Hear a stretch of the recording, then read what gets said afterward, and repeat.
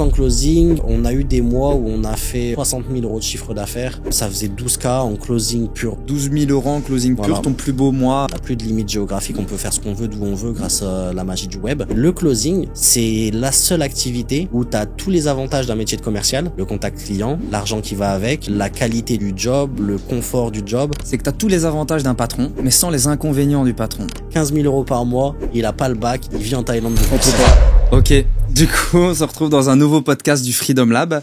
Et je le dis ici, je l'ai répété il y a pas longtemps, je suis convaincu que le Freedom Lab, c'est la formation d'infoprenariat en make money, en francophonie en 2025, numéro 1. Ah oui, directement. Ça, je l'avais dit, tu te rappelles, je l'ai dit il y a pas longtemps.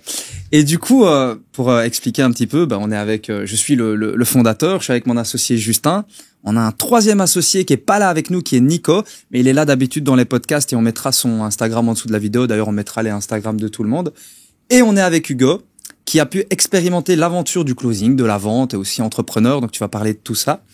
Et tout simplement, le Freedom Lab, j'ai fait un petit peu le malin au début, mais c'est une école, une formation de closing et de setting. Et pour nous, si on est autour de cette table, c'est qu'on pense que c'est un peu la compétence qui permet d'être libre le plus rapidement possible. Voilà un petit peu pour l'intro. Magnifique. Pas mal? Top. Yes. Salut Hugo. Top, bonne intro. Salut les gars. Tu vas bien? Déjà, merci de m'accueillir. Ça fait plaisir de pouvoir partager ce podcast avec vous. Ça va super. Moi, je suis plutôt en pleine forme tous les jours, on va dire. Je suis un mec super positif. Let's go. La vie est belle. Et vous? Ça va super. Ça va au top, hein. On est Un à petit peu. Bangkok, hein, À Bangkok, en Thaïlande. dans un nouveau podcast, parce que si vous avez vu nos autres podcasts, on était dans un autre studio. Mais là, on est en train de tester ce nouveau studio qui est vraiment chouette aussi. Et puis voilà, on est ravis de... Alors moi, c'est la première fois que je te rencontre, hein, Ouais. du coup. T'es un closer au Freedom Lab. C'est ça. Brent, tu l'avais déjà rencontré. Mais voilà, ça fait plaisir de t'avoir ici. Mais on est toujours Merci beaucoup. on est toujours à Bangkok pour faire ces podcasts parce que nous on vit ici, enfin en Thaïlande, ici à Bangkok particulièrement. Mais du coup, il y a beaucoup de personnes du Freedom Lab. Toi, tu fais pas partie du Freedom Lab, tu n'as pas été élève du Freedom Lab, on va en parler. Mais beaucoup de personnes réussissent dans le setting closing via notre formation et viennent ici. Et c'est pour ça que beaucoup de podcasts se font ici. J'imagine qu'on en fera peut-être ailleurs à un moment donné. Mais du coup, Hugo, si tu sais te présenter un peu ton parcours, ce que t'as fait, là où t'en es aujourd'hui, rapidement, un petit peu que les gens comprennent. Ok, je vais faire de mon mieux. Du coup, je m'appelle Hugo, j'ai 28 ans maintenant et j'habite en Thaïlande depuis 6 ans. Moi, je suis pas de Bangkok. J'ai pas beaucoup accroché avec le côté grosse ville. Je suis un mec qui aime bien le calme, on va dire, en tout cas à cette période-là de ma vie. Et donc, j'habite à Phuket, mais bon, je suis quand même en Thaïlande. Il y a des endroits calmes à Phuket. Il y a pas que des endroits calmes, mais il y en a. Et donc ouais, moi je suis à Phuket. Là, ça fait 1 an que je suis revenu à Phuket. J'ai fait pas mal de villes en Thaïlande, mais en tout cas, je suis installé en Thaïlande. J'ai pas prévu de partir pour l'instant. Je suis arrivé ici par hasard, mais en tout cas, j'ai pas prévu de repartir. Professionnellement, j'ai essayé plein de business, mais on en reparlera après si vous voulez. Aujourd'hui, la situation, c'est que j'ai une agence de marketing en Thaïlande où je fais du social media management pour des boîtes tenues par des étrangers à Phuket. Okay. J'ai une autre activité de consulting en stratégie de vente pour des entreprises internationales. Et cette activité-là, qui a commencé récemment avec Freedom Lab, en tant que closer. Et donc là aussi, on va pouvoir creuser un petit peu, si vous voulez, pour qu'on arrive à savoir pourquoi évidemment, est-ce que j'ai été intéressé pour faire du closing alors que j'avais déjà une situation. Ouais, c'est vrai. Et ça, on va creuser, mais j'ai juste une question pour que tout le monde comprenne. On le répète dans tous les podcasts parce que peut-être que les personnes découvrent pour la première fois le podcast. Est-ce que tu peux nous définir, du coup, ce que c'est le closing, le setting? Ouais, la petite avec distinction, plaisir. Comme ça, on comprend. Alors, après, c'est ma manière de le dire. T'auras peut-être des choses à rajouter. Mais pour que ça parle au plus grand nombre, moi, j'ai l'habitude de dire aux gens que le closing et le setting, c'est des termes un petit peu néophytes pour des choses qui existent en réalité depuis longtemps. Ouais. Le setting, c'est ni plus ni moins que l'activité d'une secrétaire, sauf qu'on le fait depuis son téléphone, de n'importe où, quand on veut, où on veut. Et c'est vraiment axé sur le boom du multimédia. Mais une secrétaire dans un bureau, sur toutes les entreprises du monde dans les 200 dernières années, son rôle, c'est de répondre au téléphone, alléger un petit peu la tâche de la prochaine personne dans la chaîne de vente, faire en sorte de qualifier des appels, faire en sorte de réduire la masse de travail de la prochaine personne et de la qualifier et de la rendre plus simple. Et donc ça, c'est le rôle d'un setter. Donc un setter, c'est ni plus ni moins qu'un secrétaire 2024 qui bosse depuis son téléphone. Et pour le closing, c'est ni plus ni moins qu'une activité de commercial 2024 avec un monde qui évolue où aujourd'hui, ben, on n'a plus de limites géographiques, on peut faire ce qu'on veut d'où on veut grâce à la magie du web. Là où avant, pour être commercial, fallait avoir sa petite voiture de fonction, dépenser de l'essence, aller boire le café chez les clients, avoir un contact physique. C'est des choses dont j'ai fait l'expérience, donc je peux en parler. Aujourd'hui, ben, au lieu de passer 1 heure pour aller du premier client au deuxième client, on ferme une fenêtre Zoom, on en ouvre une deuxième, on est déjà chez le deuxième client, on a plus d'efficacité, mais on a le même job. Au final, c'est prendre une personne qui a fait une demande dans un tunnel de vente et qui est arrivé à une étape où on a décidé que cette personne-là, elle avait suffisamment de qualité pour qu'on la donne à une personne expérimentée pour ensuite comprendre son besoin, réussir à savoir quel est son objectif, ce que cette personne la recherche et voir si le produit qu'on a à lui proposer peut correspondre à son besoin et si c'est le cas, faire en sorte qu'elle passe à l'action. C'est exactement ça. C'est magnifique. Et c'est bien dit, c'est différent. C'est pour ça que je me suis dit, ça peut être intéressant que tu fasses une définition toi-même parce qu'on a l'habitude de le faire nous-mêmes et je me dis, ça fait un autre point de vue. Et si je peux compléter, parce que tu dis c'est un peu le nouveau job, enfin en tout cas pour le setting de secrétaire de 2024. Eh bien, pour donner un peu plus de contexte, en fait, il existe. Comment c'est possible aujourd'hui de le faire en ligne, chez soi, avec son smartphone? C'est parce qu'il existe les nouvelles entreprises maintenant qui émergent. Ça va être des infopreneurs qui sont des personnes qui vont vendre un savoir, une connaissance en ligne sous forme par exemple de formation, de coaching, d'accompagnement. On en voit beaucoup sur les réseaux. Je vais donner un exemple comme un coach de sport qui vend des programmes minceurs pour que ça parle aux gens. Eh bien, aujourd'hui, on peut faire ce job de secrétaire, comme tu as dit, de setter closer et travailler pour ces personnes en vendant justement leur accompagnement. Mais c'est pas que ça. Hein. Ça s'étend à plus loin que ça. Je te vois réagir. Ouais, j'avais justement envie de compléter là-dessus parce que aujourd'hui, c'est une activité qui est beaucoup utilisée et qui est utile à des infopreneurs, donc à des personnes qui vendent surtout de la connaissance et de la formation. Mais de mon point de vue, on est dans un monde qui évolue et ce qui a été jusqu'à présent réservé aux commerciaux terrain, des activités par exemple de vente de produits, pour moi, ça va très prochainement aussi potentiellement être remplacé par du closing parce que aujourd'hui, on a la possibilité de signer des contrats en ligne, on a la possibilité d'envoyer des produits par la poste et il n'y a plus vraiment de contraintes au fait de vendre depuis Internet ou pas. Exemple, il y a des activités telles que l'énergie où tu as des vendeurs de panneaux solaires par exemple. C'est une activité dans laquelle il y a beaucoup d'argent, il y a beaucoup de personnes qui font ça et jusqu'à présent, tu étais obligé d'aller chez une personne pour aller faire un audit énergétique, pour leur faire signer un contrat. Aujourd'hui, moi, je vois pas de contre-indication au fait que demain, un mec qui a envie de vendre des panneaux solaires et d'augmenter son reach et d'augmenter sa productivité, prenne des équipes de closers, fasse ses contrats directement depuis un ordinateur, il aura plus d'efficience, il aura plus de retours et au final, la satisfaction cliente, à mon sens, sera la même. Je sais pas si c'est déjà le cas, mais à mon avis, dans les années qui vont venir, c'est une activité qui va exploser parce que aujourd'hui, ça s'adresse qu'aux infopreneurs. Pour moi, demain, toute activité commerciale aura la possibilité d'être gérée de A à Z par une chaîne de production complètement en ligne, setting, closing et même service client 100% remote ou en ligne en tout cas. En tout cas, je peux dire que c'est déjà le cas parce que on a déjà eu des infopreneurs qui nous ont contactés justement dans le milieu des panneaux photovoltaïques et ils demandaient justement des closers pour vendre leurs panneaux en mais ligne. Du coup, c'est plus de l'infoprenariat, c'est une entreprise. Du coup, c'est sûr que c'est pas que de l'infoprenariat, il y a aussi des entreprises en ligne qui justement recherchent des commerciaux, mais justement parce que c'est en train de changer, parce que tout le monde, tout le monde se digitalise. Hein. Maintenant, une page Instagram, c'est quasiment une vitrine de vente. Et du coup, même certaines entreprises, ils ont besoin de setters, ils ont besoin de closers pour vendre leurs produits. Et c'est vrai que nous, on le voit, parce qu'on a aussi des infopreneurs qui nous contactent parce qu'ils recherchent des closers et des setters. On le voit, ça va vraiment dans tous les domaines, quoi. On en a beaucoup. C'est vraiment, ça peut aller de je sais pas moi, du panneau photovoltaïque. On en a dans la formation, d'ailleurs. Dans la formation, des gens qui vendent de l'automobile. Enfin, c'est vraiment dans tous les sens, quoi. Et en fait, on va pouvoir en parler après, mais c'est tout simplement, tu l'as dit toi-même, c'est quelque chose qui existe depuis toujours. Et c'est tout simplement la compétence de savoir vendre, en fait.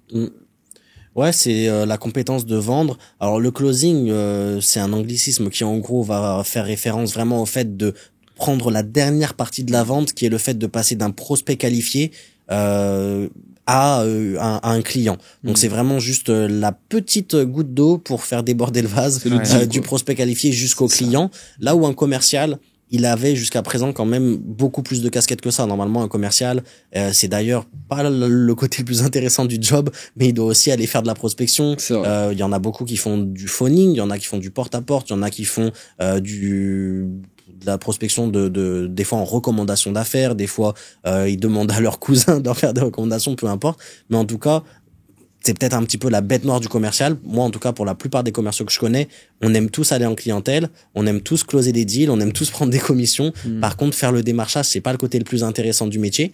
Et le closing, c'est la seule activité où tu as tous les avantages d'un métier de commercial, le contact client, l'argent qui va avec, la qualité du job, le confort du job, sans avoir besoin d'aller frapper aux portes, de décrocher son téléphone pour aller prendre des rendez-vous. Ou l'administratif. L'administratif, la délivrabilité.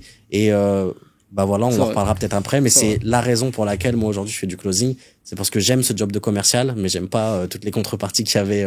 Parce que ça rapporte également. Oui. Et j'aime bien dire, même plus loin, c'est que tu as tous les avantages d'un patron, mais sans les inconvénients du patron.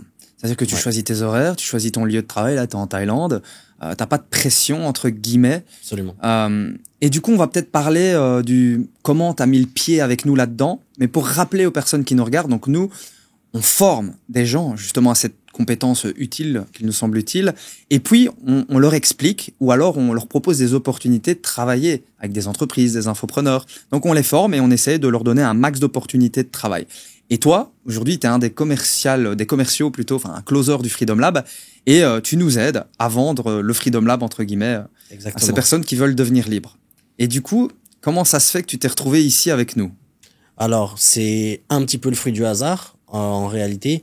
La raison pour laquelle j'ai fini par rentrer en contact avec vous, c'est parce que Simon, du coup H, le propriétaire du studio dans lequel on est aujourd'hui, qui est un très bon ami à moi, est ami avec un de tes associés, Nico, donc du coup qui est pas là aujourd'hui, et il m'a partagé votre page, j'ai découvert votre produit et j'ai découvert une activité que j'avais envie de faire depuis des années. Bon, en gros, je te l'ai déjà dit tout à l'heure, mais moi, je fais de la vente ou du closing, si on a envie de l'appeler comme ça, depuis des années. Ça fait 6 ans maintenant.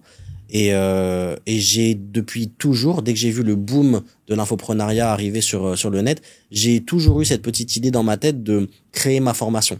J'ai toujours eu envie de permettre aux gens de comprendre comment moi j'avais pu me sortir de ma situation en France avec toutes les contraintes que ça impliquait, venir vivre en Thaïlande, avoir la vie que je voulais, avoir le quotidien que je voulais grâce au closing, parce que c'est vraiment ça qui m'a permis de me lancer en tout cas. Et j'ai toujours eu envie de faire ça, mais j'ai vraiment pas le truc, j'ai vraiment pas le, disons ni l'envie ni les compétences a priori pour pouvoir aller m'occuper de toute la partie acquisition, gestion des clients, délivrabilité, création de la formation en elle-même. Et en fait, j'aurais pu, si je m'étais vraiment bougé les fesses et que ça avait été mon projet de vie ultime, le faire. Mais ce que ça m'aurait rapporté, pour moi, valait pas l'effort que ça allait me demander de le créer en amont. Par contre, j'avais vraiment cette petite voix au fond de moi qui m'a toujours dit j'aimerais pouvoir permettre à des personnes de vivre la vie que moi j'ai maintenant, ou en tout cas d'avoir le changement de vie que j'ai pu avoir il y a 5-6 ans. Et du coup, le gap entre la situation que j'avais, où j'avais envie d'aider les gens, mais je le faisais pas parce que j'avais pas toute la chaîne de production qui va avec, et la situation actuelle, c'est que voilà, j'avais envie de le faire. J'ai découvert une entreprise qui proposait exactement ce service-là et qui recherchait des closers. Et donc, je suis tout simplement rentré en contact avec Brie. Je lui ai envoyé un petit mail, un formulaire, parce que j'ai vu que du coup, il recherchait des closers. Et je lui ai dit, écoute, d'ailleurs, c'est ce que j'ai dit dans ma vidéo de présentation. Je lui ai dit, mais Brie, d'après toi, qui de mieux que moi, qui ait vécu la situation de ton prospect actuel, qui ait trouvé la solution sans formation à la situation de ton prospect actuel, et qui aujourd'hui vit de manière quand même relativement confortable, libre, et qui a la situation rêvée de ton prospect actuel, pourrait vendre l'offre que tu proposes aujourd'hui. Et donc c'est pour ça que j'ai rejoint Freedom Lab. C'est vraiment pour l'amour, on va dire, en tout cas pour le fait de me sentir à l'aise avec l'offre qu'on propose aujourd'hui. Ok. Vas-y, je te laisse. Juste, c'est vrai que c'est super intéressant parce que toi, t'étais, entre guillemets, déjà dans une bonne situation, déjà libre, avant de te lancer dans le closing, parce que c'est vrai que la plupart des gens qui vont se lancer dans cette activité, souvent c'est à la recherche, on va dire, justement, de cette liberté qu'offre le closing, alors que toi, tu l'avais déjà. Alors, pas vraiment, en fait. Ok. C'est le closing qui m'a rendu libre, si on peut dire les choses comme ça, mais pas avec Freedom Lab. Okay. Mais en fait, moi, je fais du closing depuis 6 ans. L'histoire pour l'anecdote, c'est que moi, je suis arrivé en Thaïlande, je voulais faire de la boxe thaï. Donc, à la base, j'étais en France, j'avais un bon job, je gagnais de l'argent, j'avais pas mal d'argent de côté parce que j'avais un peu gagner de l'argent dans la crypto, etc. Et Donc j'avais un peu d'argent de côté. En France, j'étais commercial. Okay. Je vendais des sites internet pour une boîte où on vendait des engagements sur 4 ans pour des sites internet qui revenaient à 50 000 euros. Et ouais, c'était donc j'étais déjà sur du high ticket à 17-18 ans. Okay. Ça se passait bien, mais bah j'avais pas non plus les retombées que je peux avoir aujourd'hui dans le closing. Bah quand tu vends des sites à 48 000 euros et que tu touches 600-700 euros de commission, on n'est pas sur les 10-20% que tu peux avoir en closing. Quoi, là, t'es sur du 1 ou 2% là. Ouais, bah parce qu'en fait t'es sur des activités où t'as déjà des avantages, t'as un salaire fixe, t'as de la sécurité sociale, t'as une voiture de fonction, des cartes, des tickets resto et tout ça. Mais en fait, in fine, moi c'est pas ça que je voulais. In fine, ce que je voulais, c'était dire je travaille si je veux aujourd'hui, je travaille pas si je veux pas. À cette époque-là, j'étais déjà un petit filou. Il y a des jours où je me mettais 4 rendez-vous dans mon agenda.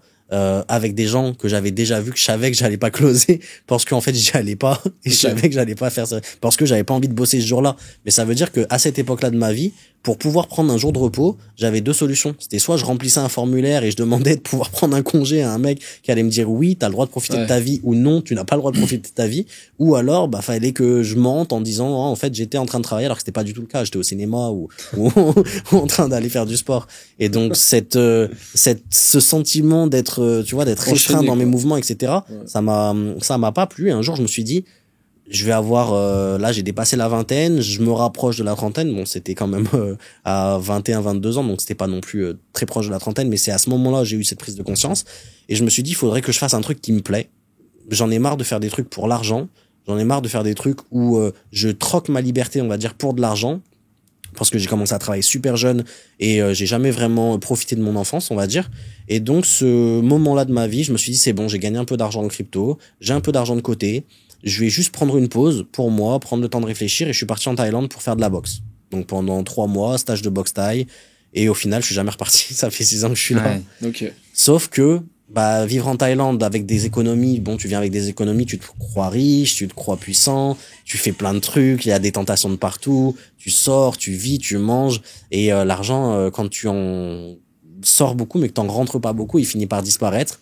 La boxe ça paye pas. Voilà, s'il y en a qui ont envie de faire de la boxe, ça paye pas.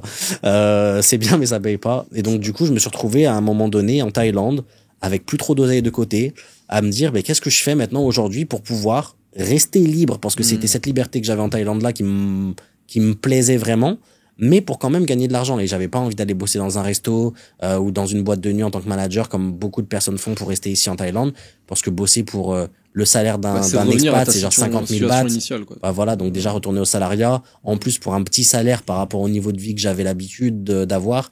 Et donc la seule compétence que j'avais, que j'ai toujours eu et que j'ai toujours aujourd'hui, j'en ai pas spécialement d'autres, c'était la vente. Et à ce moment-là, je réfléchissais à comment est-ce que je pourrais monétiser cette compétence-là. On n'entendait pas beaucoup parler du closing à l'époque. Je suis même pas sûr qu'on en entendait parler du tout. Il y a en 2018-2019, on n'en parlait pas. Et moi-même, j'avais jamais pensé à ça. Au début, j'avais juste repris contact avec l'ancienne boîte avec laquelle je bossais pour leur dire moi, je suis en Thaïlande et j'aimerais bien essayer de faire le même job que ce que je faisais avant, mais de le faire online. Ça avait pas vraiment pris. Il y avait personne qui m'avait vraiment trop donné ma chance à cette époque-là. J'avais contacté 2-3 entreprises pour essayer de faire ça. Et là, Covid. 2019, Covid. Et là, tout le monde bosse de chez soi. C'est vrai que ça a tout changé. Donc, que ce soit en France ou que ce soit en Thaïlande, j'ai repris contact avec eux. Je leur ai dit, bon, où est le problème maintenant? De toute façon, vos commerciaux, ils y vont pas chez les clients. Donc, moi, j'y aille pas non plus, ça change rien. Et donc, j'ai commencé à bosser donc pour une de ces boîtes qui vendait des sites web en tant que commercial, depuis chez moi en Thaïlande, mais en me cachant un peu, en disant aux clients que j'étais en France, en ayant un numéro français, voilà, en faisant croire aux gens que j'étais en France. Personne ne savait que j'étais en Thaïlande, mais du coup, et ton entreprise le savait? Ouais, eux, ils le savaient. Eux, ils le savaient, mais ils m'interdisaient de laisser les clients le découvrir. Il y avait vraiment aucun moyen à cette époque-là que les gens puissent savoir qu'on était en Thaïlande et qu'on leur vendait des trucs. Ça aurait été horrible pour eux.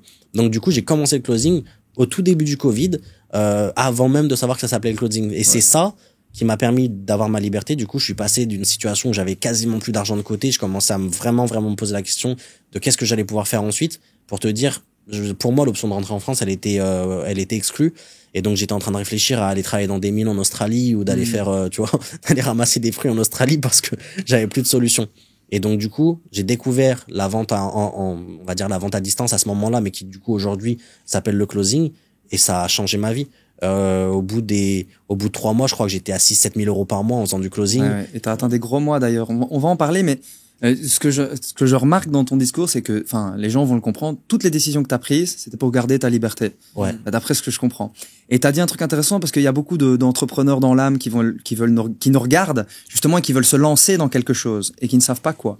Et t'as dit quelque chose d'intéressant, c'est que t'avais le choix de lancer ton produit d'infoprenariat, de lancer une entreprise, mais que t'as l'impression que les efforts que t'allais fournir, ça allait pas valoir le coup au final, et du coup tu t'es dirigé vers le closing. Donc finalement, c'est pas le moyen le plus facile, et c'est peut-être très fatigant et peut-être plus de risques sans être sûr d'avoir des résultats, de finalement lancer un truc tout seul, etc. Alors qu'au final, l'objectif concret, d'après ce qu'on entend, et toutes les personnes qui passent dans ce podcast, c'est on veut la liberté. Donc prenons cet objectif. Est-ce que le meilleur moyen, c'est d'essayer de créer des entreprises et d'avoir l'acquisition, devoir créer un produit et de s'embêter avec tout ça? Toi-même, tu l'as dit, c'est beaucoup d'efforts.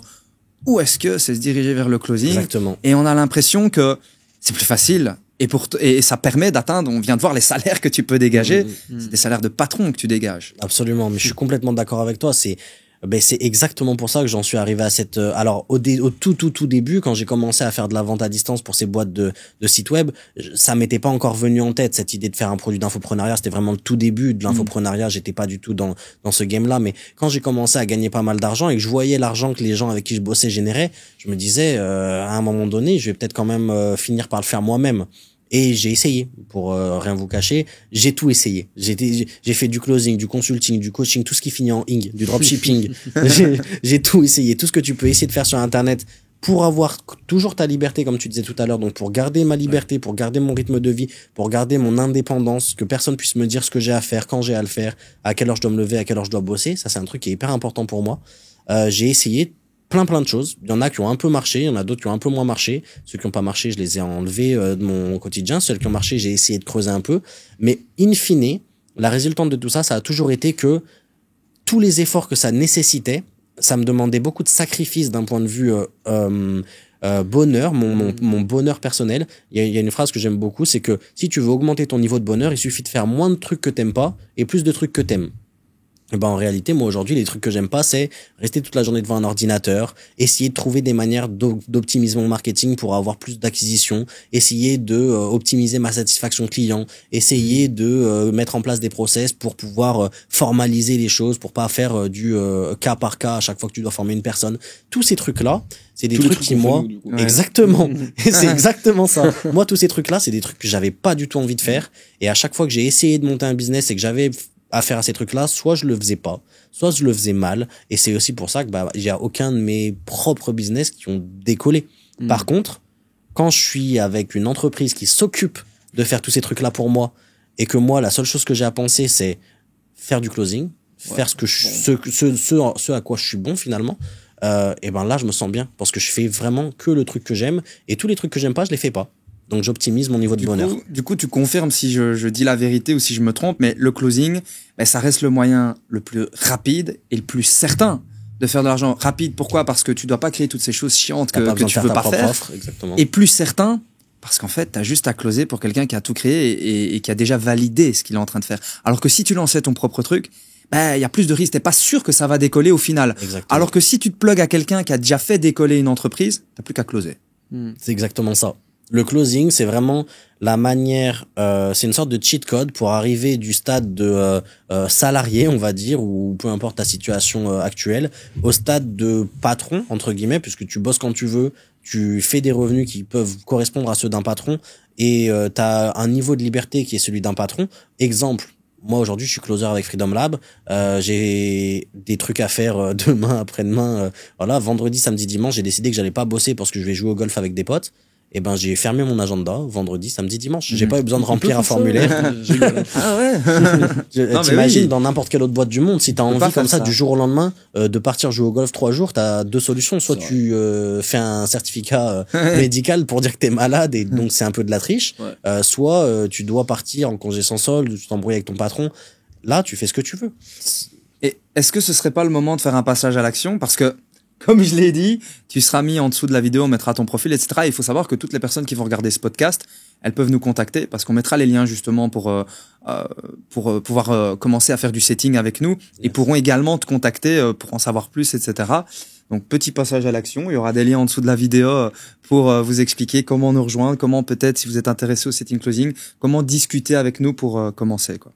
Ouais, 100% gratuit. Prenez un appel, ça peut changer votre vie. Et en plus, on mettra, je pense, les liens en dessous de la vidéo des retours des personnes comme Hugo qui se sont lancés dans l'aventure du closing et du setting. Parce que on peut peut-être revenir là-dessus. Là, on parle du closing, ce qui est ton cas. Ouais. Mais il y a également le setting. Tu as bien décrit ça. C'est un peu un travail de secrétaire. Mais en mieux, puisque on peut quand même également dans le setting aller chercher des revenus assez élevés. Ouais. Bon, je dirais pas qu'on peut aller chercher 20 000 euros par mois, mais c'est pas le but de ces podcasts et c'est pas le but, c'est pas ce qu'on vend. Nous, ce qu'on vend, c'est une liberté, c'est pas d'être super riche. Et c'est d'ailleurs ce qui plaît beaucoup aux leads qu'on reçoit nous en appel. Comme on en a déjà parlé dans nos appels de briefing, il y a un truc qui revient vraiment beaucoup chez les personnes qu'on en appelle, c'est que c'est des personnes qui nous disent j'ai décidé de passer à l'action avec vous, de prendre un appel avec vous parce que j'ai pas l'impression que vous survendez une offre, j'ai pas l'impression que vous vendez du rêve. On nous parle pas d'aller gagner 10 000 euros par mois en travaillant 1 heure par jour. Et ce que vous dites là, ça a l'air atteignable. Et ça a l'air atteignable parce que ça l'est. Et si on donne ces chiffres-là, c'est parce qu'on a derrière suffisamment de visibilité pour savoir que des personnes avec qui on bosse déjà, des personnes qui ont suivi la formation Freedom Lab, qui ensuite ont trouvé des infopreneurs et qui bossent avec eux, ont ce type de résultats. Et c'est pour ça qu'on communique sur ces types de chiffres dans les vidéos que Brian fait sur sa page et dans les communications de Freedom Lab globalement. C'est parce que c'est des chiffres sur lesquels on a de la visibilité. Oui. Et du coup, pour dire ce chiffre précisément, c'est qu'en moyenne, un closer qui se lance, à partir du moment où il se lance, il peut le même mois, au bout de 30 jours, générer en moyenne 3 000 euros par mois, avec cette liberté d'être où on veut, quand on le veut, etc. Mais surtout, ça peut être plus. Regarde, toi, tu disais, tu as pu faire des mois à 6-7 000, je crois que tu as pu faire beaucoup plus. Et c'est possible de faire plus. Bon, après, tout dépend, le profil. Toi, ça fait 6 ans que tu fais ça. Tu fais ça à temps plein. Il y a certaines personnes, elles font 3 000 euros par mois en 3 heures par jour. Donc, mais ça reste des choses atteignables. Et c'est plus ou moins la moyenne qu'on peut espérer atteindre. Dès le premier mois, on commence du closing. Alors, juste à titre informatif, je fais pas du closing à temps plein. Ah, voilà. Mais, parce que du coup, t'as tes mais je gagne quand même ces chiffres-là. Mais tu travailles quand même. Mais je travaille beaucoup. Pas mal, ouais. Ouais. Bah, en fait, c'est aussi là, du coup, encore une fois, c'est l'accès à la liberté. C'est que aujourd'hui, j'ai pas vraiment d'autres trucs à faire dans ma vie. J'ai 28 ans, j'ai envie de construire un futur. J'ai pas d'enfants, j'ai pas de situation qui me demande de passer du temps à faire autre chose, et je suis pas quelqu'un qui aime aller à la plage et rien faire. J'ai besoin de faire que des choses productives dans ma vie, et donc je me dis si j'ai 12 heures dans la journée, au lieu de les passer devant la télé ou sur mon téléphone à scroller sur Instagram, je préfère être devant mon ordi et prendre des appels de vente ou alors bosser sur un autre truc. Et donc je le sens même pas, j'ai pas l'impression de bosser 12 heures, et ça c'est un truc qui est intéressant aussi pour les personnes qui peuvent être intéressées par cette activité de setting closing. C'est que je le dis aussi aux personnes que j'ai en appel, moi quand je fais des calls pour Freedom Lab, j'ai pas l'impression d'être en train de bosser, j'ai l'impression d'être en train de parler avec un pote à qui je donnerais un conseil sur la manière dont il pourrait sortir de sa situation actuelle pour aller chercher des bons résultats. Sur mon autre business ou sur mes autres business, quand je fais des calls avec des clients, je sens que je suis en train de bosser. Parce que j'ai d'autres business où c'est du B2B plutôt, où je vais parler donc du coup avec des personnes qui sont entrepreneurs. Tu vas pas les tutoyer, tu vas pas pouvoir être cool avec eux, tu vas pas leur parler formel, voilà, c'est hyper formel, c'est hyper professionnel. T'es obligé d'avoir l'air au moins un minimum professionnel pour que ces personnes-là ils te donnent leur confiance. Et bon ça fatigue un petit peu plus, tu vois, de devoir porter un masque quand t'es en appel, mais c'est nécessaire pour des activités de B2B. Alors que dans le B2C, donc dans cette activité-là, où on a une clientèle qui est quand même très ressemblante à notre profil à nous, moi c'est un truc que j'adore, c'est que aujourd'hui les gens que j'en appelle, c'est tous les mêmes, c'est toujours les mêmes profils, c'est des personnes qui ont une situation actuelle qu'ils aimeraient améliorer. Donc en fait ils ont un problème, ils aimeraient trouver une solution, et ils sont toujours motivés, ils ont envie de trouver cette solution-là, sinon ils auraient pas pris un appel avec nous, ils auraient pas fait la démarche, etc. Et donc moi ça me fait plaisir de pouvoir parler à des gens vraiment de manière détendue, on se tutoie, on peut rigoler pendant l'appel, toujours en gardant notre objectif en vue, mais de pouvoir parler avec ces personnes-là 45 minutes, 1 heure, comprendre leur situation, savoir exactement qu'est-ce qu'ils sont capables de générer comme effort, et ensuite de pouvoir leur amener une solution qui moi m'a permis de passer de ce que j'étais avant à ce que je suis aujourd'hui, ça me fait vraiment plaisir. Et le fait de pouvoir permettre à ces personnes-là d'accéder à ces résultats-là, je fais même des extras. J'ai tendance à dire aux gens que j'ai au téléphone que quand ils auront commencé la formation, s'ils ont envie de me passer un coup de fil ou de m'envoyer un message parce qu'ils ont un problème, parce qu'ils ont un truc, c'est pas mon job, en fait. Quand t'es closer, en réalité, une fois que le produit il est vendu, Exactement. t'as pas besoin de faire de service client. Mais moi, ça me fait plaisir de permettre à ces personnes-là d'évoluer dans leur carrière, d'évoluer dans leur parcours, d'aller chercher leur liberté. Et si j'ai besoin de leur répondre au téléphone une fois de temps en temps pour leur redonner envie ou pour les motiver à aller chercher les résultats, eh ben, je le prends le temps. Il y a pas de souci parce que c'est quelque chose que je fais avec grand plaisir. C'est que c'est bien parce que là tu redors un petit peu le blason, on va dire, du closer, parce que parfois ça peut être un peu connoté vendeur agressif, quelqu'un qui veut essayer de te manipuler, alors que finalement c'est juste prendre un appel avec quelqu'un, écouter un petit peu sa situation, essayer de voir là où il en est et de lui apporter les meilleures solutions. Et ça, je trouve ça vraiment vraiment cool que tu mets bien le point là-dessus. Après, ça dépend vraiment la raison pour laquelle tu fais du closing. Comme on l'a abordé avant, moi j'avais déjà une situation avant de commencer à bosser avec Freedom Lab qui faisait que j'avais pas forcément besoin de trouver une offre à tout prix et de la vendre si elle me plaisait pas. La raison pour laquelle aujourd'hui je vends l'offre Freedom Lab, c'est parce que j'aime l'offre Freedom Lab. Et donc du coup, je me permets de la vendre et je suis content de la vendre parce que c'est une offre que moi j'aurais achetée à l'époque si j'avais eu la possibilité de l'avoir. Mais t'as des mecs qui ont peut-être pas la chance que j'ai, qui ont peut-être aucun autre revenu, qui ont peut-être besoin de payer leurs factures. Et quand t'as besoin de payer tes factures, que t'as zéro autre revenu, si on te propose une offre, même si tu sais que c'est un peu une arnaque, même si tu sais qu'elle est pas forcément qualitative, même si tu sais que t'auras pas la délivrabilité derrière, bah tu la vends et puis tu fais comme si t'avais pas vu. Et donc ces gens-là, peut-être qu'ils arrivent à vendre des offres moins qualitatives, peu qualitatives ou pas qualitatives, parce qu'ils ont pas d'autre choix. Mais pour moi, en tout cas de mon point de vue, de ce que j'ai pu voir chez Freedom Lab depuis que je suis là, j'ai pas vu un seul closer qui vendrait à une personne à qui ça bénéficierait pas, tu vois. On est quand même un centre de formation entre guillemets, mais on est là plus pour aider les gens que pour les mettre en difficulté. Exactement. C'est ça que j'aime bien, moi. Mais c'est exactement ça, mais après on va se le dire, de manière générale, ça convient à une bonne majorité de personnes parce que c'est pas si compliqué que ça. Et c'est intéressant que vous ayez mis ça en avant parce que t'as dit finalement quand tu te retrouves en appel, t'as l'impression d'être avec un ami, que tu veux sortir d'une situation inconfortable. Et les gens souvent ils se disent moi je sais pas vendre, moi je sais pas convaincre, et ils se font une image du closing et ils se disent ah mais non moi je suis pas vendeur, je sais pas parler, etc. J'ai pas la tchat, j'ai pas la confiance. Alors, oui, j'ai pas la tchat, j'ai pas la confiance, alors qu'au final tu nous as raconté que t'es juste en appel avec un ami avec qui tu sympathises. Cet ami il est dans une situation inconfortable et tu sais que t'as la solution. Et du coup, tu lui partages la solution et tu lui fais comprendre que c'est cette solution qui va lui apporter une meilleure situation de vie. Et on se rend compte que quand on t'écoute, c'est pas si compliqué. Et de manière générale, si on compare un petit peu tous les business que tu peux faire en ligne, j'ai vraiment l'impression que le setting closing, c'est le truc le plus facile. Ouais, sûr et certain. Alors sur papier, ça paraît bon. On dit oh résultat rapide, c'est certain, mais c'est la réalité. On a mis tous ces arguments, on en a parlé, c'est la réalité. Mais en plus de ça, c'est une compétence rapide à apprendre et simple à apprendre. Ouais. Ben déjà, au-delà du fait que ce soit rapide à apprendre, c'est aussi rapide à mettre en place derrière. Limite, le truc le plus compliqué, ça pourrait être de trouver un entrepreneur avec lequel bosser.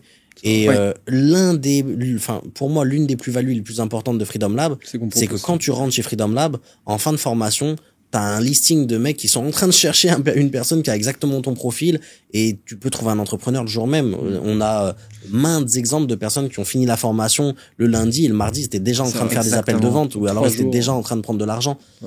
Et ça, c'est... Il y a pas d'autres offres dans lesquelles tu fais ça. Moi, des fois, j'ai des personnes en appel, ils me disent, bah, j'ai payé 12 000 € pour faire une formation de paysagiste, et maintenant, je suis paysagiste, je travaille 9 heures par jour, je gagne 1 800 € par mois, et mec, et t'as payé 12 000 € la formation. Et en plus, à la fin, il a passé 2 ans à essayer de trouver un patron, tu vois. Donc t'imagines. Et finalement, il est pas forcément libre et il se retrouve dans une situation où il se dit que finalement il aime pas ce qu'il fait. Ouais, grave.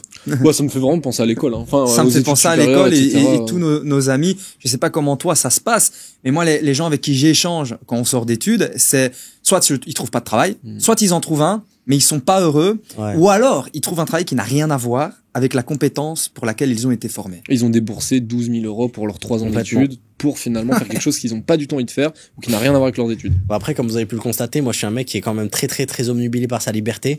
Ouais. Et tout le monde, hein, j'avais pas l'impression de fitter avec le modèle scolaire de toute façon depuis que je suis tout jeune.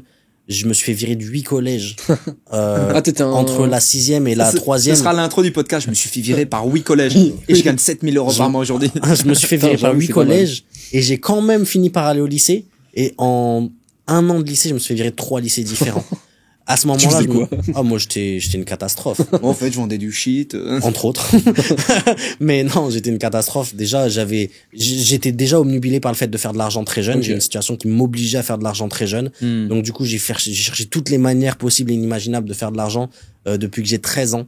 Donc, à ce moment-là, moi, je savais déjà que l'école, c'était pas fait pour moi. J'ai arrêté l'école plus ou moins quand j'avais 13-14 ans, j'y allais déjà plus. J'arrivais quand même à me faire virer les peu de fois où j'y allais. Du coup, t'as pas ton bac ni rien alors? J'ai pas le bac, j'ai le brevet avec mention très bien. Je me suis viré 3 collèges rien qu'en dans l'année de 3e. Je suis allé à l'école peut-être 3 mois dans toute l'année cumulée. À la fin de l'année, j'ai eu mon brevet avec mention très bien, félicitations de tout le monde.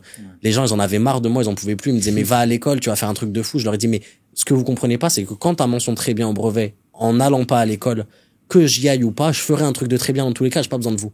Ouais. Parce que je savais déjà que à cette époque-là, j'étais en train de cultiver des compétences, j'étais en train de forger mon caractère, j'étais en train de trouver des manières de devenir plus confiant, de devenir plus déterminé, de devenir plus assidu, plus résilient. Et donc tout ça, toutes ces étapes-là qui étaient un peu compliquées à ce jeune âge, ça fait que moi je suis pas allé à l'école, du coup j'ai aucune qualification, mais par contre j'ai fait du porte-à-porte depuis que j'ai commencé à faire du porte-à-porte à 17 ans. Le porte-à-porte, ça m'a appris plus de choses sur la vente que ce que j'aurais appris avec une école de commerce à 30 000 € et qui aurait duré 2 ans. Et à la fin, j'aurais quand même galéré à trouver un job. Et la pratique, le fait de le faire et d'être sur le terrain. Et ça, c'est un des trucs aussi qui est intéressant avec la formation Freedom Lab, c'est que du coup, au lieu de devoir galérer à aller faire du porte-à-porte pendant 2 ans pour apprendre la compétence de la vente, bah, tu peux, en une formation depuis chez toi, en t'y mettant vraiment assidûment, apprendre une bonne partie de ce que moi j'ai comme compétences acquis sur le terrain au fil des années, à taper aux portes sous 30 degrés ou sous -5. Bah, ce que moi j'ai acquis très difficilement du fait que j'ai pas suivi un parcours scolaire ni eu de formation à cette époque-là, bah aujourd'hui, avec Freedom Lab, on permet à des gens d'accéder à ça en évitant la galère, quoi. Et tu le disais, il y a des gens, ils rentrent dans la formation le lundi, le mardi, mercredi, ils peuvent commencer à travailler. Alors, c'est pas le cas de tout le monde, mais de manière générale, en 30 jours, de toute façon, tout le monde obtient des résultats. Mais parce qu'en fait, on a même mis ce truc en avant, un système en place qui fait qu'en fait, les élèves vont pratiquer immédiatement. De toute façon, il y a rien à créer, donc tu pratiques immédiatement. Et c'est là où on apprend le mieux, c'est en le faisant, tout simplement. Et c'est pour ça aussi qu'on se retrouve dans des situations où les gens arrivent et ils peuvent dans la même semaine gagner de l'argent. Et ça arrive très souvent que les gens se rentabilisent, les 30 jours, les 30 premiers jours, quoi. Hein. Ouais. Alors que quand tu compares, on parlait de ces formations à 12 000 € de paysagiste ou alors 30 000 € pour tes 5 ans de commerce, c'est hallucinant. 30 000 € par an, hein, en général. Puis ouais, il y a un truc tu vas faire une formation de paysagiste, t'as fini ta formation. En fait, si tu fais pas paysagiste, ta formation, elle te sert à rien. Alors que la vente, il y a quand même un truc, même toi, tu l'as dit, c'est que t'es serein, en fait, t'avais, entre guillemets, que cette compétence-là où t'étais très bon. Et t'as toujours su retomber sur tes pattes, trouver des business, faire des trucs, faire de l'argent, etc. Parce que tu savais vendre. Et au final, c'est quand même une compétence où quand t'as acquis cette compétence de la vente, tu peux partir dans plein de domaines différents, tu sais vendre. Et au final, tu retomberas toujours sur tes pattes que si tu fais paysagiste, bah, t'es paysagiste, quoi. C'est vrai que la compétence de la vente, en fait, savoir vendre, c'est savoir comprendre les gens, en réalité. Un bon vendeur, c'est quelqu'un qui sait avant tout comprendre la personne qu'il a en face de lui. Donc, que ce soit dans ta vie personnelle, pour les relations sociales, que ce soit dans ta vie professionnelle, pour entreprendre un business, pour permettre à un business de croître ou pour dealer avec les galères du quotidien, le fait de comprendre les autres et de savoir positionner en face de cette compréhension de leurs problématiques une solution qui est adaptée à leurs yeux, en tout cas, ça peut te sortir de beaucoup de situations. Dans la vie, et tu le disais, dans la vie privée avec tes enfants. Privé aussi. Quand tu veux éduquer tes enfants, bah, cette compétence, elle est hyper importante. Et est-ce que tu as lu le livre Ventre de Jordan Belfort? Non. Parce que du coup, tout ce que tu dis, ça relie énormément ce qu'il retrouve dans ce livre-là, donc je me demandais. C'est hyper marrant parce que j'ai un pote qui m'a envoyé un message il y a genre une semaine sur Line en me disant est-ce que t'as lu tel livre. Je crois que c'était Comment se faire des amis, il me semble. Ouais, top, très bon. Il me dit tu l'as lu? Je lui dis non. J'adore lire, hein, et j'adore lire, j'ai beaucoup lu à une période de ma vie, mais j'ai arrêté de lire il y a un petit moment, donc j'ai pas lu beaucoup de livres récemment, mais j'adore lire. Et il y a plein de gens qui me demandent, ah, t'as lu tel livre? Je leur dis non. C'est bizarre parce qu'à chaque fois que je parle avec toi, j'ai l'impression que t'as lu tout ça. Et je leur réponds, bah, j'aurais certainement dû lire ce livre-là et pas faire tout ce que j'ai fait dans ma vie pour avoir ces compétences-là ou pour avoir cette connaissance-là. Mais bon, c'est fait, c'est fait. Du coup, maintenant, je deal avec le fait que j'ai la compétence. Bon, bah, tant mieux. J'aurais pu l'avoir plus facilement. Mais au final... T'as des regrets un petit peu que tu disais Non, moi, je pars du principe que à partir du moment où t'es content de ta situation actuelle, t'as pas besoin de regretter ou d'avoir de remords sur tout ce qui a pu amener à cette situation actuelle.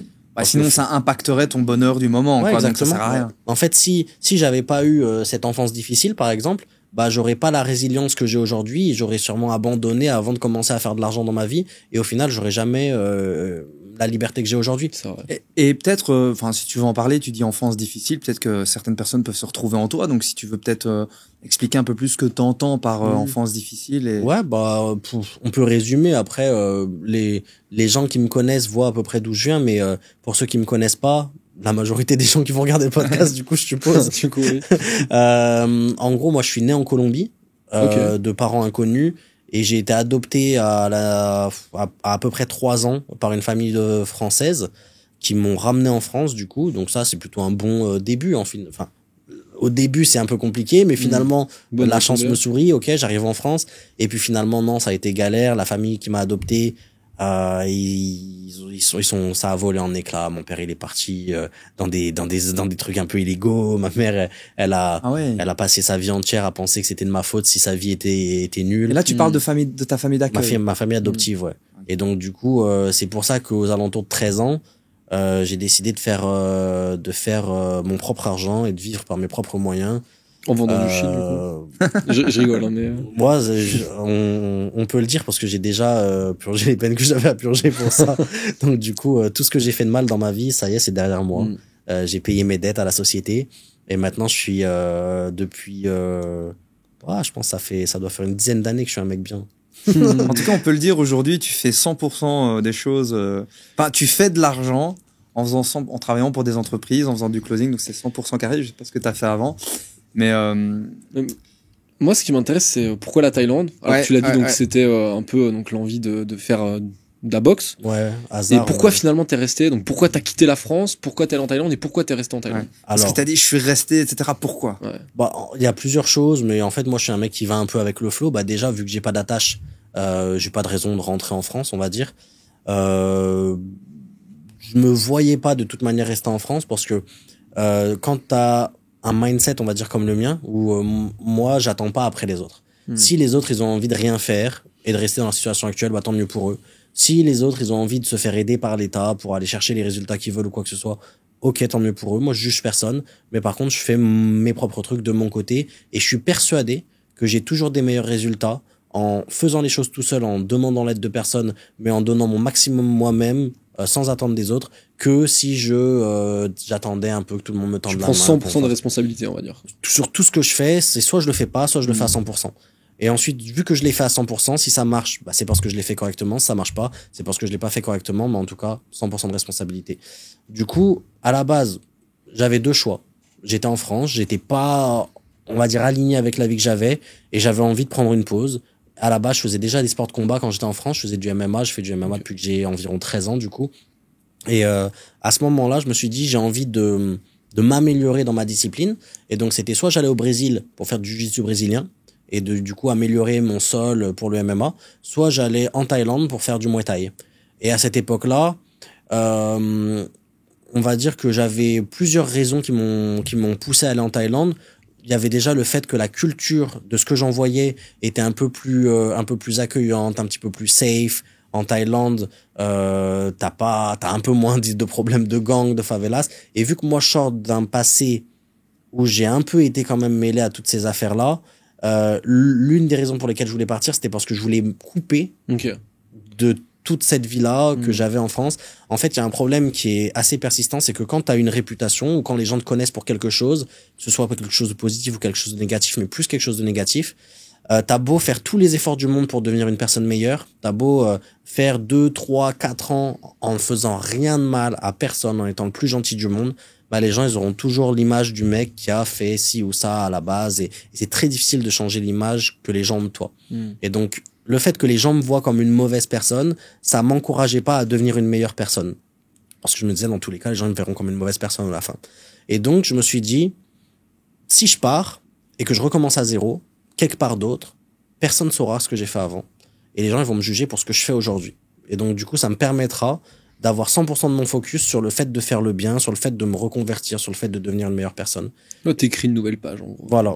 Je me suis dit, si j'écris une nouvelle page à la suite d'un livre où tous les premiers chapitres c'est compliqué, on s'attend à un prochain chapitre compliqué. Si je ferme le livre, je le mets de côté, j'en ouvre un nouveau, et la première page du livre c'est tout se passe bien, la vie est belle, il y a plus de chances que tout se passe bien, la vie est belle, tu vois.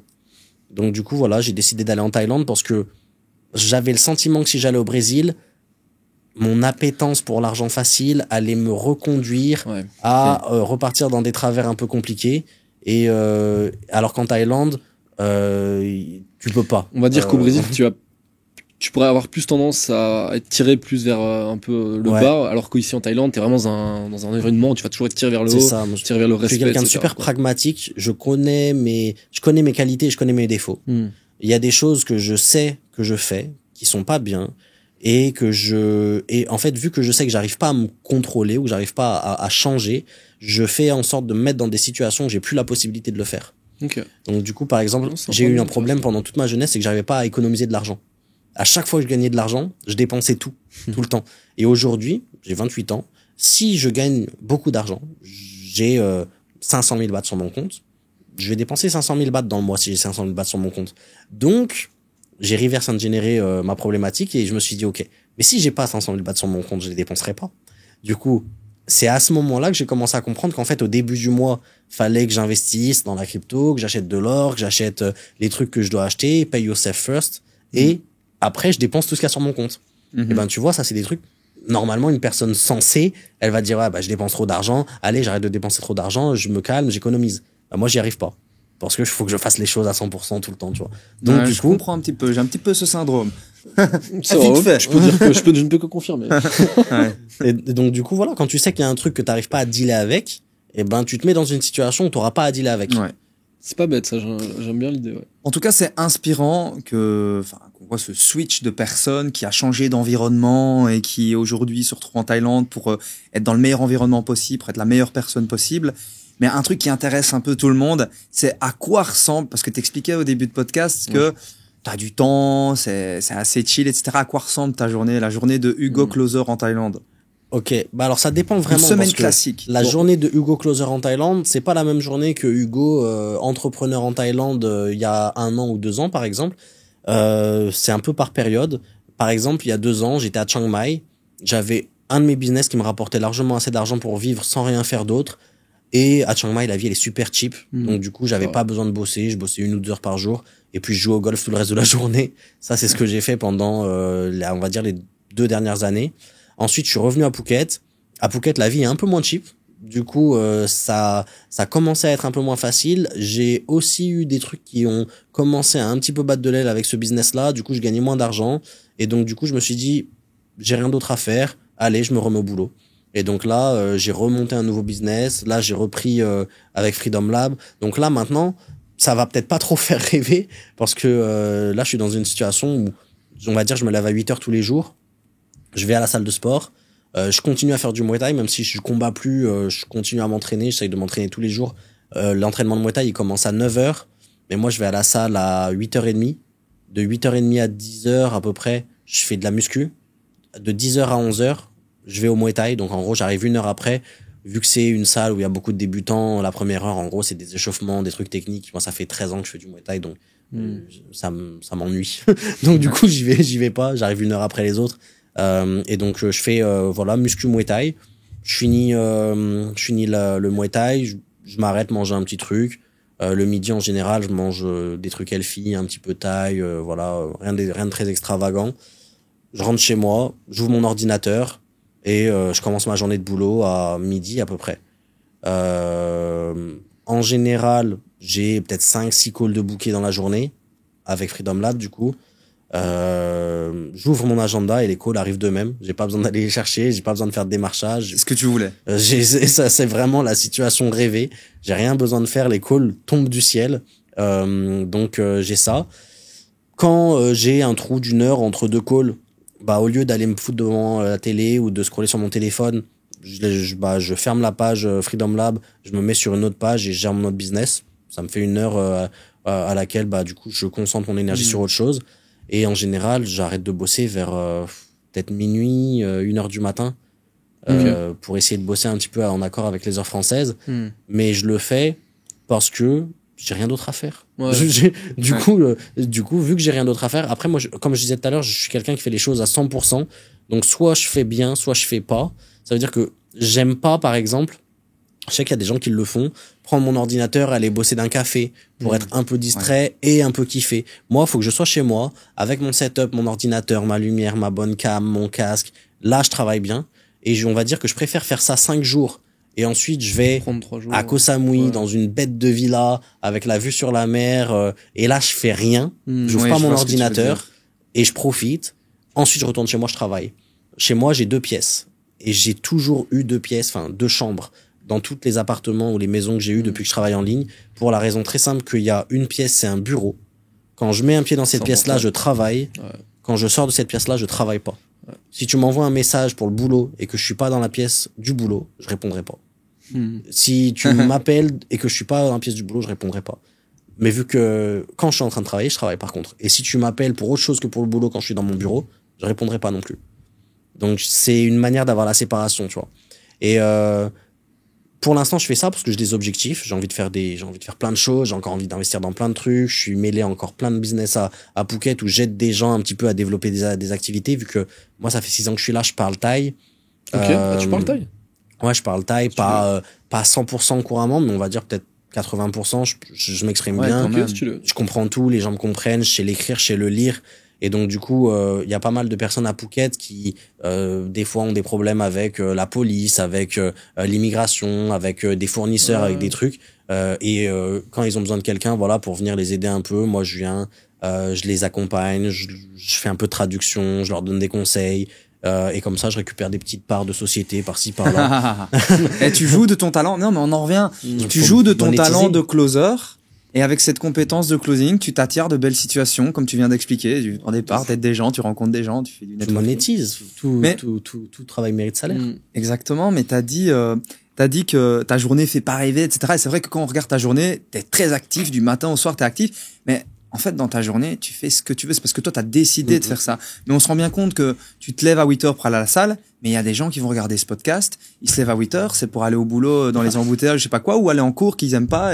Ouais, et puis il faut pas oublier que t'es à Phuket. Tu prends ton scooter, tu vas à la salle en scooter, tu vas à la plage. Enfin, c'est quand même un cadre. Il a le loisir, t'es un grand sportif, t'as le loisir de faire ton sport. Le matin, tu fais que du sport. Il y a des gens, ils vont pas être sportifs. Leur kiff, ça va être de jouer à la PlayStation le matin. Je dis ça comme ça, c'est cliché, mais ils ont peut-être d'autres trucs, d'autres activités, la randonnée. Bah, tu fais ce que tu veux, c'est parce que toi, t'as décidé d'être dans le fond, dans le sport, de faire des business, etc. Mais après, pour quand même nuancer un peu l'histoire, j'ai vraiment ma routine et je suis obligé un peu de me tenir à une routine parce que, comme je l'ai déjà mentionné, si je commence à partir dans quelque chose d'autre, je vais partir à fond dans quelque chose d'autre et donc ça va être compliqué de revenir sur le boulot.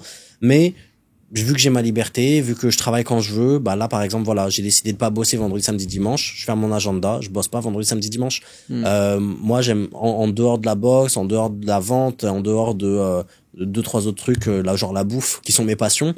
Il y a aussi le golf et donc ça m'arrive de dire bah voilà, mercredi j'ai un pote qui m'appelle, viens on va jouer au golf à 14h. Bah ouais, je ferme mon agenda, je vais jouer au golf. Si j'ai envie d'aller je sais pas, faire Songkran par exemple en Thaïlande pendant les fêtes de Songkran. Si j'ai envie de prendre 2 jours, d'aller faire des batailles d'eau à la plage et de pas bosser, je bosse pas. Mais ce qu'il y a vraiment d'intéressant, c'est que je peux vraiment manager l'argent que je veux gagner, le temps que je veux dépenser, l'énergie que j'ai envie d'y mettre et surtout, je fais que ce que j'aime et tout ce que j'aime pas, je le fais pas. Donc encore une fois, tu vois, avec le business du closing, par exemple, pour rester dans l'histoire du business du closing setting, nous, on propose des formations setting closing. Mais moi, je fais pas de setting. Et j'ai pas envie d'en faire. C'est pas parce que c'est pas un truc qui est cool et que tu peux pas gagner d'argent ou quoi que ce soit. Au contraire, il y a des personnes qui sont pas à l'aise à l'oral, qui ont pas envie de montrer leur tête en caméra, par exemple, ou tout simplement qui ont envie de pouvoir être mobiles, de pouvoir faire du setting depuis la plage, c'est depuis vrai aussi. le bus, depuis le train ou qu'importe. Moi, j'aime bien être chez moi depuis mon petit ordinateur, avec mon confort, etc. Donc, ça me va très bien le closing. Par contre, je suis le genre de mec, si un de mes potes m'envoie un message pour me dire ouais, viens, on fait ci, viens, on fait ça, soit je lui réponds en vocal, soit je l'appelle. Je parle pas par message. Donc, vu que je ne parle pas par message, même avec mes potes, bah, je vais pas m'amuser à aller parler par message avec des gens que je connais pas. Donc, j'ai pas envie de faire du setting. Et par contre, il y a des gens, c'est complètement l'inverse. Et il y a des gens, ils ont envie de faire les deux. Et ce qu'il y a de bien avec Freedom Lab, c'est quand tu commences, tu fais les deux. Tu fais du setting closing, bah, pas plus tard qu'il y a 1 heure, j'étais en rendez-vous avec un prospect, du coup, qui va passer client. Et il me demandait, mais du coup, tu me conseilles quoi? De faire d'abord du setting, de faire d'abord du closing, de faire les deux. Et moi, je lui ai dit, bah, franchement, dans la formation, t'as les compétences, t'as un guide complet étape par étape pour t'apprendre à faire les deux. Te restreins pas. Essaye les deux. Et tu verras ce que t'aimes le plus. Et comme je lui ai dit encore une fois, si tu veux être heureux, fais plus de ce que t'aimes le plus, fais moins de ce que t'aimes le moins. Donc, si tu fais les deux et que tu kiffes le setting et que t'es pas à l'aise en closing, bah, fais du setting à fond. Et si tu aimes les deux, fais les deux. Parce que les deux peuvent se compléter. Il y a des gens, dans leur journée de travail, ils ont des temps morts. Par exemple, t'es veilleur de nuit, t'as rien à faire pendant 8 heures à la suite, t'es devant un écran. Bah, y a rien qui t'empêche de faire du setting pendant que t'es en train de travailler. Exactement. Ouais, pareil, et donc, des étudiants aussi, on a plein, ils des font ça, étudiants, t'as des personnes qui ont des jobs, où ils sont dans un bureau et ils sont actifs peut-être 50% du temps. Bah, les autres 50% du temps, ils peuvent répondre à des messages et être payés pour ça. Bah, pourquoi pas? Et par contre, si ces personnes-là, ils ont aussi envie de faire du closing, bah, ils peuvent très bien passer 2-3 heures dans la journée à l'intérieur de leurs activités déjà prévues pour faire du setting. Et quand ils sont chez eux, avec une bonne lumière, avec une bonne connexion, faire 2-3 appels en closing et aller chercher des très gros revenus. Mais j'ai remarqué un petit peu avec l'évolution des personnes qui se lancent dans cette aventure, c'est que beaucoup qui commencent par de toute façon, c'est un choix, on fait ce qu'on préfère, comme t'as dit, mais beaucoup qui se lancent dans le setting finissent à un moment donné par se tourner vers le closing. Je sais pas, c'est la continuité. De toute façon, ce sont deux compétences qui vont de pair. Et c'est vrai qu'on voit beaucoup de setters devenir closer, mais ça reste un choix. Comme par exemple, je pense à Flo, quelqu'un de notre formation, qui lui est toujours resté finalement dans le setting. Il a testé le closing, mais pas trop. Il fait ses salaires. Il a fait très gros des gros salaires en setting. Il y a moyen de faire l'argent dans les deux. Vraiment, et je pense qu'il est devenu manager de setters. Donc en gros, maintenant, lui, il a plusieurs setters qui travaillent pour lui. Mais il a touché des 4 il y a des 5 000 perspectives euros par mois d'évolution aussi. C'est un truc dont on n'a pas parlé ça tout à l'heure. Depuis tout à l'heure, on parle de setting, closing en disant aux gens, vous allez être indépendant, vous allez faire ce que vous voulez, etc. Mais il faut pas oublier non plus que le fait d'être indépendant ne veut pas dire qu'il n'y a pas de perspective d'évolution. Parce que aujourd'hui, une personne qui est comme Thibaut, par exemple, qui est un bon closer, quand tu es un bon closer, bah, tu peux devenir responsable d'une équipe de closers.